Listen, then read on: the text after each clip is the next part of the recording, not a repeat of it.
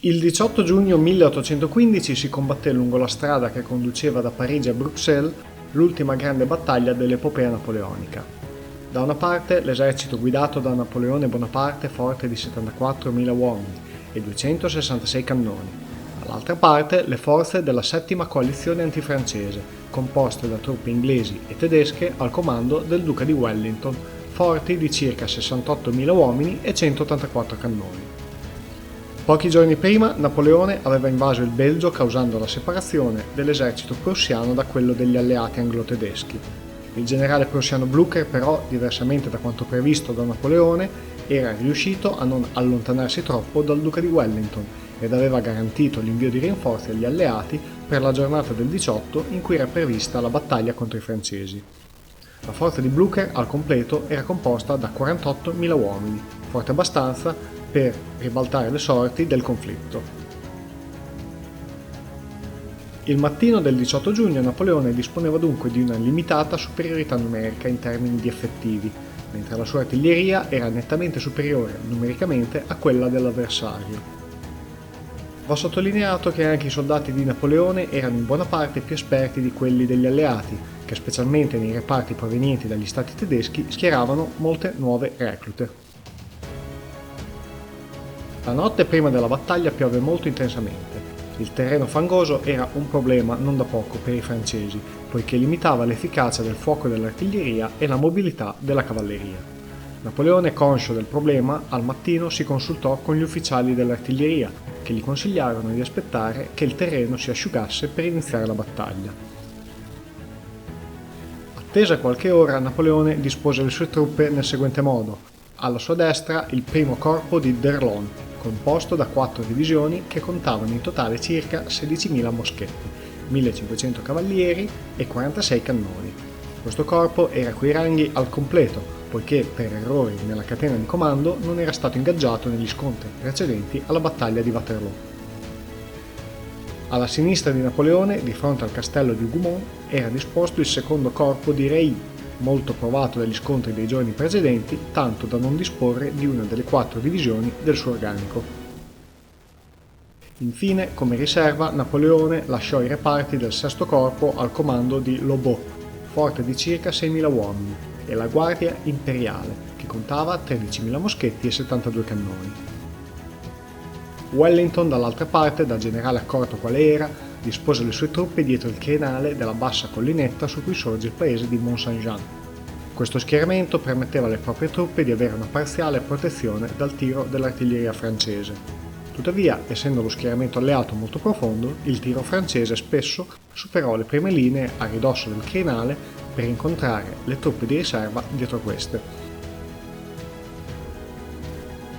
Wellington dispose alla propria destra il maggior numero di reparti inglesi e molte riserve, lasciando più sguarnita la propria sinistra, che andava dal crinale all'altezza della fattoria di Haye-Sainte fino al gruppo di case nominato Papelotte. Questa zona era stata affidata alle divisioni dei generali Perponcher e Picton. Le 2 divisioni non erano tuttavia a ranghi completi e contavano circa 6.000 uomini. La debolezza alleata in questo settore può essere spiegata dal fatto che gli inglesi attendevano i rinforzi prussiani arrivare proprio da quella parte.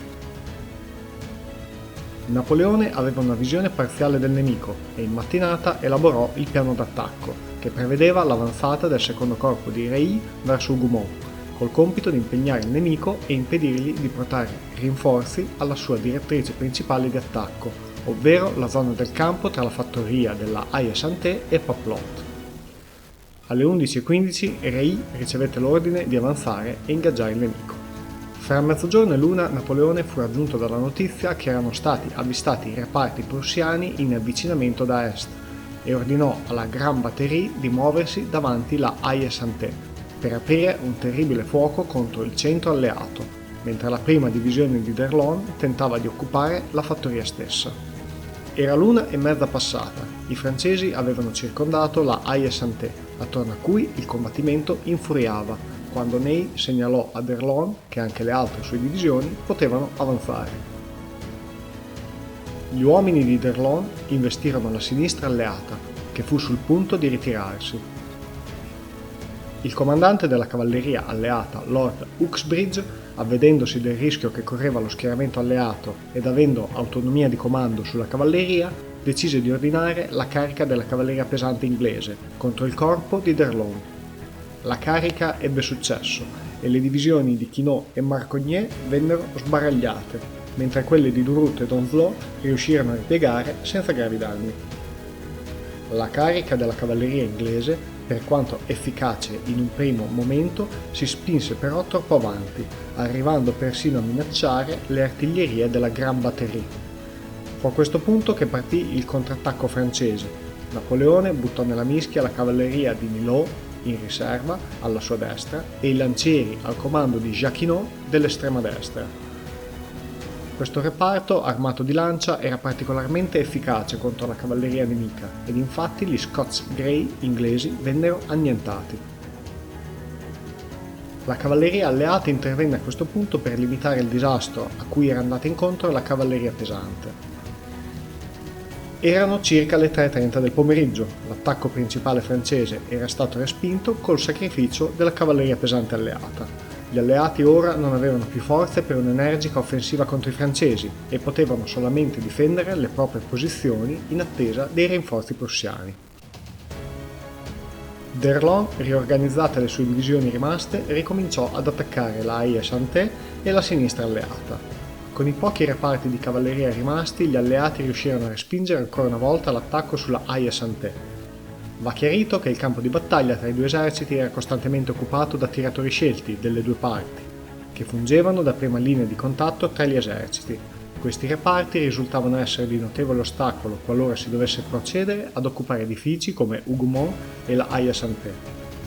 Fu forse per liberarsi da questi reparti ed impedire il ricircolo delle truppe che occupavano le fattorie che i francesi volevano occupare che verso le 4 del pomeriggio i francesi riunirono 3.500 cavalieri, tra i quali una divisione della Guardia Imperiale, per avanzare lungo tutto il fronte tra la Haie-Sainte e Hougoumont.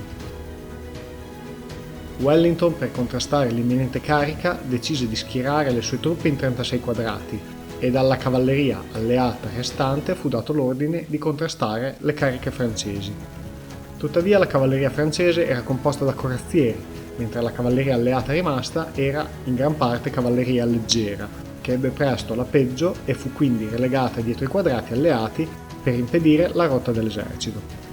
Gli alleati a questo punto si ritrovarono così impossibilitati a portare aiuto ai commilitoni impegnati nella difesa di Hougoumont e della Haie-Sainte.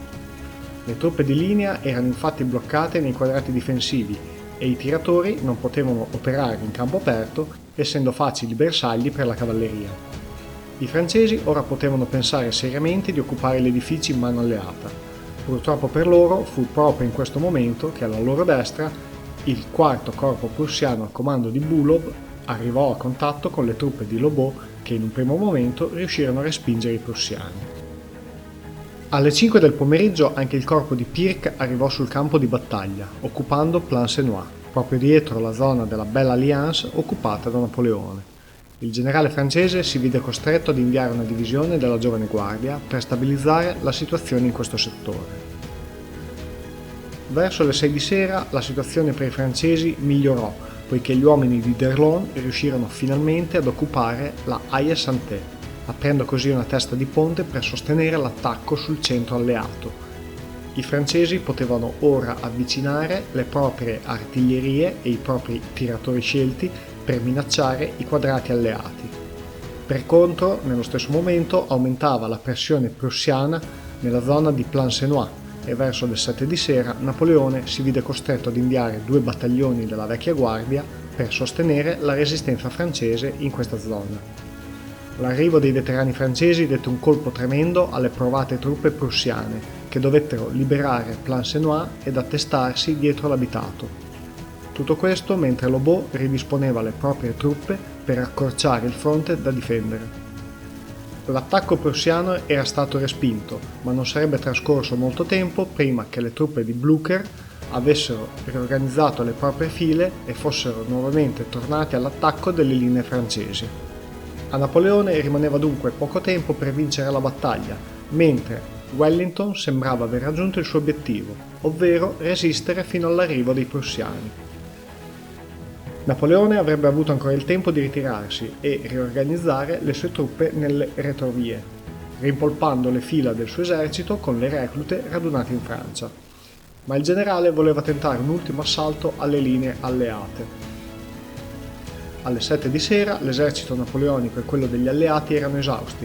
L'esercito francese aveva tuttavia ancora una piccola riserva composta dalla media guardia e dalla vecchia guardia, che contavano approssimativamente 6.000 uomini. Erano circa le 7:30 di sera, quando questi uomini furono mandati all'attacco in un ultimo e disperato tentativo di rompere il fronte alleato e di causarne la rotta. E così questi reparti avanzarono, con in testa 5 battaglioni della Media Guardia, seguiti a distanza da un altro battaglione della Media Guardia e 3 della Vecchia Guardia. L'attacco tuttavia si dimostrò velleitario e verso le 8:15 questi reparti furono respinti. Il ripiegare dei reparti della Guardia Imperiale scosse tutto l'esercito francese, che iniziò a ritirarsi. Napoleone aveva perso la sua ultima battaglia. In questa battaglia l'esercito francese perse circa 26.000 uomini, mentre altri 8.000 furono fatti prigionieri. Gli alleati lasciarono sul campo circa 17.000 uomini, mentre i prussiani circa 7.000.